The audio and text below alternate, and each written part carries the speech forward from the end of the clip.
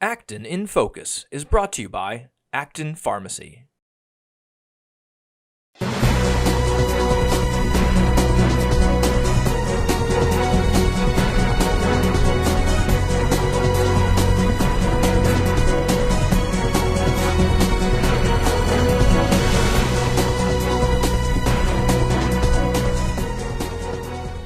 Hello, everybody. Welcome to Acton in Focus. I'm Marc Duci. I'm your host for today's episode, and we've got a great show for you today. We're going to be talking with a couple of the members of the AB Rotary Club, which I am also a member of. But we've actually got some AB Rotary royalty here today. We've got the current president, Marianne Fleckner. Marianne, welcome. Thank you. And then we have our upcoming president, Steve Jones D'Agostino. Steve, welcome. Hello. We're not royalty, we're worker bees. Worker bees. Well, I think this is awesome. I'm very excited to have you guys here. A few things that I wanted to talk about you with. But first, I wanted to start out with for those watching and those that don't really know much about Rotary and Rotary Club. Could you guys talk a little bit about who the Rotary is, what the Rotary Club does, and specifically about AB Rotary? Sure, absolutely. And so Rotary on an international level, it was started 116 years ago. And so we have a lot of experience behind us. It started on February 23rd, 1905. And it was started by a gentleman by the name of Paul Harris. And he was an attorney in Chicago. And his vision was to bring people together with diverse backgrounds, just to exchange ideas and form a meaningful, lifelong friendships. And here we are 116 years later and going even stronger. And shortly after, you think about organizations that are created and the amount of time it usually takes for those to get off the ground and be successful. Only 16 years later, the Rotary International was on 6 continents. And that is just amazing because of the popularity and what it stood for, service above self, which Steve will get further into. Another point that we're very, very proud of is that Rotary is a founding member of the United Nations, of the UN.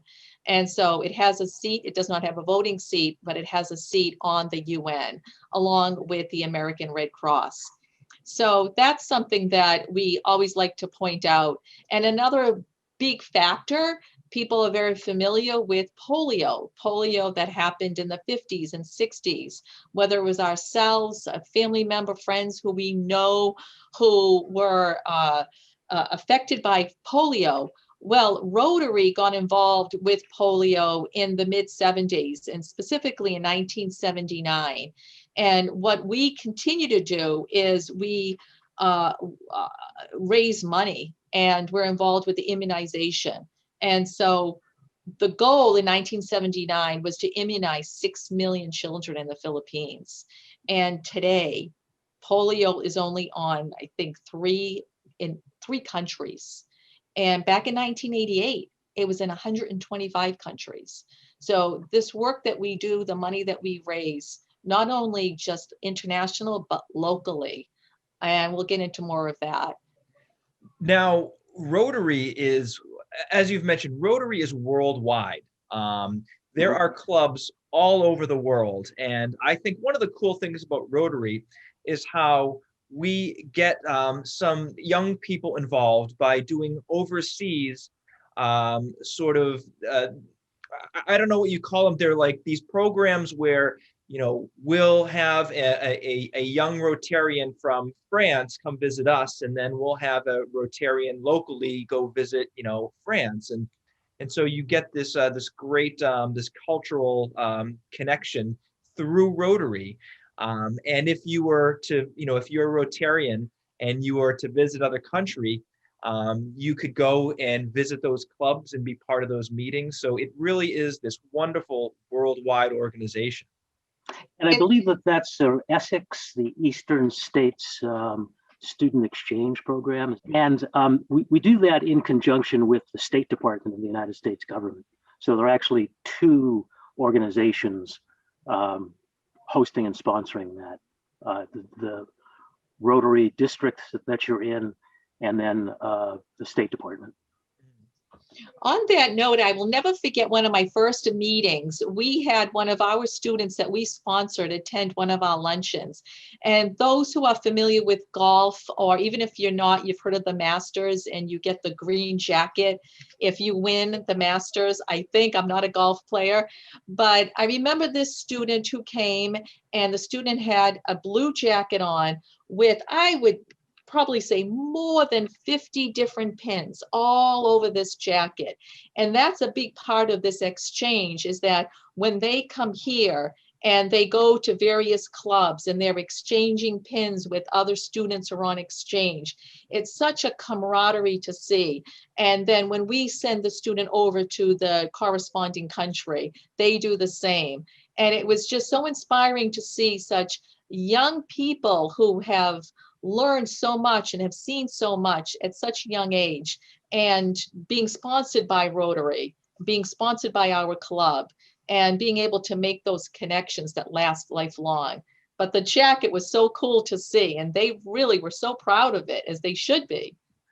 Oh, that's great. That's great. And you mentioned the connections, and one of my favorite things about being a Rotarian is those connections. You know, it's been a little bit different this year, you know, with COVID. We've all had to get together like this via Zoom. But before COVID, we would meet together on a weekly basis, and we'd see each other, and we'd talk about what's going on. And it was just this great, you know, group that, you know, we really felt this close knit ties together. And I think that was my favorite thing, is working with all of you, and then working towards a common goal of helping others. And one of the key motto for Rotary is service above self. And that's what we're doing. We're getting together, we're talking together, and we're looking to help others. I was curious now, how did you two first discover Rotary, and what brought you to becoming Rotarians? Steve, do you want to take that first? I had gotten to a point in my career where I wanted to give back to the community. And I was a journalist and in publishing. And every once in a while, the Rotary Club would ask me to come over and speak. And usually at that time, it was the Worcester Club. And there were very few members, at least very few members, who showed up. So I didn't think that much about Rotary. But then around 2013, there was a president for that club who was very active in recruiting members, both trying to retain members and recruit new ones. And I think I was introduced to him by somebody else that I knew well. And so we had a long conversation. I got the crash course in what Rotary was or is. And after that, I was really pumped up, and he said he would sponsor me as a member. So one thing led to another, and here I am, 7, 8, whatever it is, 8 years later. And I should also mention that Steve has also become the webmaster of our website, Acton-Boxborough-Rotary.org, and also the district website. So and the district website keeps me a bit busy. He does a great job. So if you're interested, you should definitely check out Acton-Boxborough-Rotary.org. Check out our website. Anyway, sorry, Marianne. Yeah, sure. So I had come to Acton as an employee. I worked for the town of Acton in 2008, and I was working in Boston for the past 21 years, and, jumping on a train, working, coming back. So I was involved in other organizations, other philanthropic activities, but it wasn't as local and meaningful that I could get so much out of. And what I wanted was to find that. And so coincidentally, the former police chief, Frank Widmay, who's still a Rotarian with our club, he said, come to a Rotary lunch. And it just hit me immediately. That was 2008, and here I am 13 years later, and I'm so happy. It's one of the best decisions I've made. And it's lifelong friendships, and we meet still, even though it's by Zoom, 12:15 on Wednesdays. And I so look forward to that, because as we get back to our lunches, hopefully soon, it's that part of the day where you're just able to relax and still feel as though that you have accomplished so much, because we have so many things that we do with the local community, with other organizations, and I'm just enjoying it so much. Have a lot of fun with it. My dad was in the Lions, and so I grew up with family members who would give to the community, and I would always see this rotary wheel on the side of the road, and you still see them, and always kind of wondered what they were. And so now here I am, a Rotarian. Yes. And I think one of the challenges for Rotary is to spread the word. Probably about 90% of the people on the planet think a Rotary is a traffic circle. Oh, yeah. So there's a big campaign that started by Rotary International about 2008 to rebrand it and get the word out about what Rotary is and what it does. So Rotary has 7 areas of focus, and within the past year, Rotary International added the 7th one, and I'll get to that in a minute or so.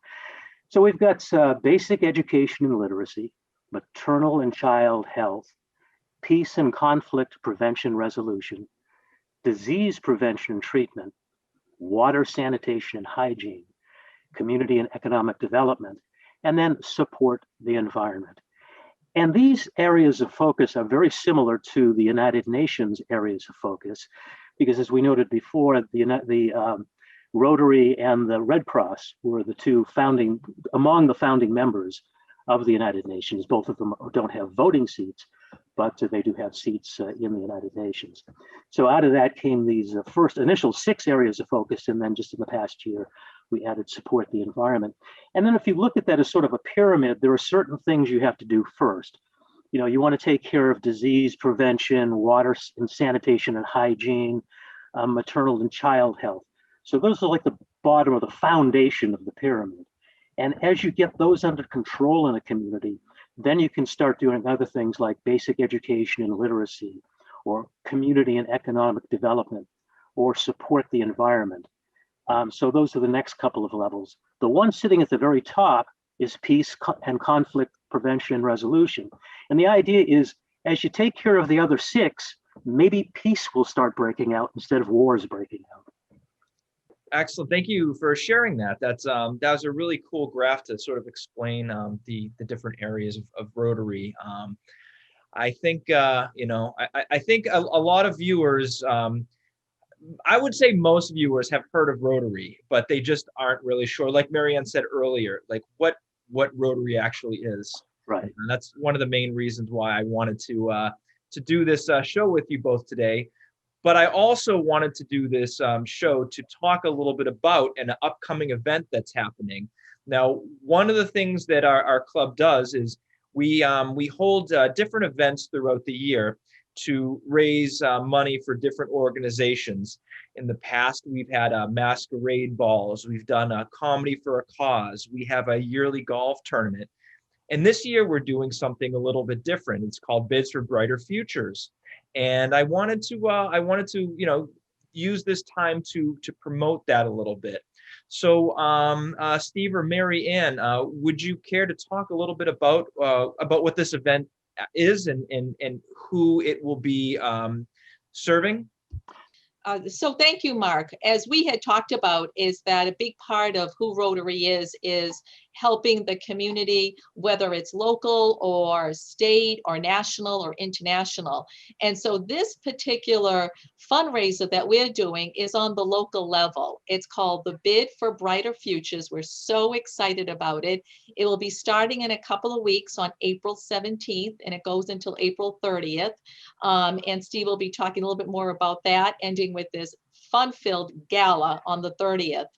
And what the Bid for Brighter Futures is doing is it's going to be an online auction with a great number of auction items that we have. And we really encourage folks to be able to look and see some of these auction items that they might want to bid on.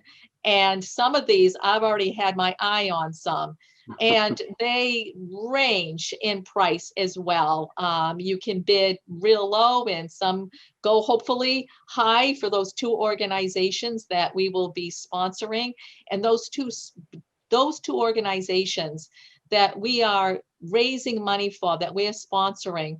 The first one is the Domestic Violence Services Network, which helps people who have been victims, survivors of domestic violence.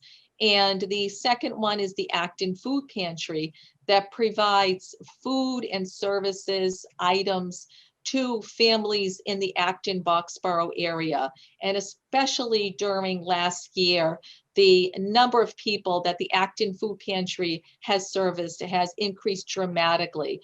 And also on domestic violence front, unfortunately, those numbers have increased dramatically as well. So there is no better time in order for us to help out, and please, for those who can, is to open up their wallets and bid on some of these awesome auction items. Some of them are trips to Savannah, Georgia, so Santa Monica, also to Arizona, and again, some baskets. So there's something in there for everyone. And I'll hand it over to one of my committee members, Steve D'Agostino, and talk a little bit more about it and who our committee is. So in addition to Marianne and myself, we have several other club members who are working on the Bid for Brighter Futures. Marvin Gould, who's a past president of the club, Anne Savari, who is also a past president of the club. Carla Stover is another member, and our chair is Anne Hentz. So that's the committee working on it. And obviously we have other club members helping us, like you, Mark, with producing a video that will be used during the actual online auction. For more information, people can go to the website acton-boxboroughrotary.org, and that's where you can find the list of items. That's where you can bid for these items. Now, again, the bidding doesn't actually start until April 17th, but it goes for 2 weeks until the 30th. Is that right? Yes. Through the 30th, right? Through the 30th. Through the 30th. And then the winners will be announced at the gala. Well, the gala is part of the event. I believe we'll announce the winners after the gala. After the gala, okay. So if people can't make it to the gala, they'll be able to go to the website at a later time and see if they've won one of the prizes? They'll be contacted. They'll be contacted. Okay, great. And regarding the money that's going to the Domestic Violence Services Network and the Acton Food Pantry, now is it 100% of the money goes to those organizations? Well, it'll be 100% of the net proceeds. So if we have any costs incurred, putting the project together, then obviously that has to be paid for first. And then whatever's left over, 100% of that goes to those two organizations. Right. The Rotary does not take any administrative costs of its own, any charge, no fees, nothing. Right. And to Steve's point, the beauty of having an online auction versus in person, our costs have remained low. So the majority of whatever we raise will go to the Acton Food Pantry and Domestic Violence Services Network. We do not take any type of fee. Right. So, for instance, if we wanted to run TV, newspaper, radio ads that weren't done on trade and we had to pay cash, we'd have to get reimbursed for that before we distributed the rest of the net proceeds. Well, I think I think this is a fantastic idea for an event, especially where we can't get together in big groups just yet. Doing something like this is it's a lot of fun, first of all. And it gives people the opportunity really pick up some really cool gifts and help out a couple of wonderful organizations at the same time.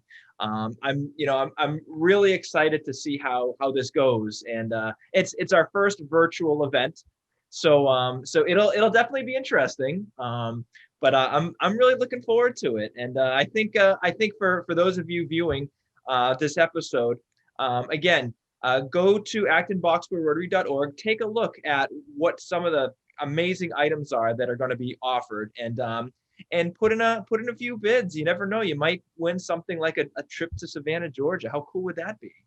That would be awesome. That would be. And Mark, out of shameless self-promotion, can I share the screen of our current sponsors? Absolutely, absolutely. Okay, so That's a great idea. We have some great sponsors so far. So our lead sponsor is Vibalogics, which is based out of the US, but they now have a facility in Boxborough. And then we have Acton Funeral Home, Colonial Chevrolet of Acton, Shire Caton Epstein, it's a law firm, Idlewild Farms, Omni Properties, and Enterprise Bank. And then Boxborough Regency, which is a hotel and conference center, Gould's, and Marvin Gould is, as I noted before, one of our past presidents and a member of the committee working on Bid for Brighter Futures. And then Mortgage Network, Ken's Wine Guide, Crossroads Cafe, Colonial Spirits of Acton, Acton Framers, and KB Bookkeeping. So if you'd like to join that group of very good sponsors and wonderful sponsors, just let us know, and we'll show you what to do next.